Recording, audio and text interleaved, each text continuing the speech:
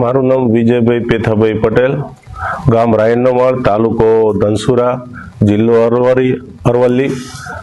મેં પ્રાકૃતિક ખેતી 7-8 વર્ષથી કરું છું અને આ સાલ મેં હળદરની ખેતી કરી છે.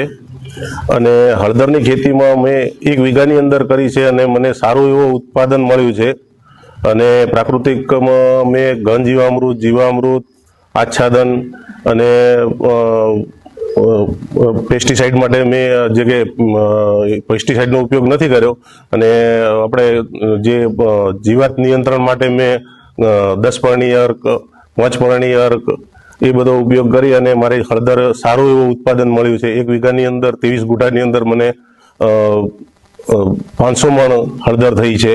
અને મારું વેચાણ અને સરકારની સહાય પણ મળી છે મને હળદર માટે, પ્રાકૃતિક માટે. અને આ સહાયથી મને સારો એવો બેનિફિટ પણ થયું છે અને બધું વેચાણ પણ થઈ જાય છે હળદરનું. અને મારા માટે બહુ ગૌરવની વાત છે. અને બીજા ખેડૂતો પણ આ પ્રાકૃતિક ખેતી કરે અને સ્વાસ્થ્ય સારું રહે.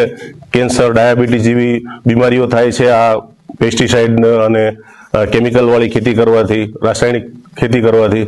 તો બધા ખેડૂતો પ્રાકૃતિક ખેતી તરફ વળે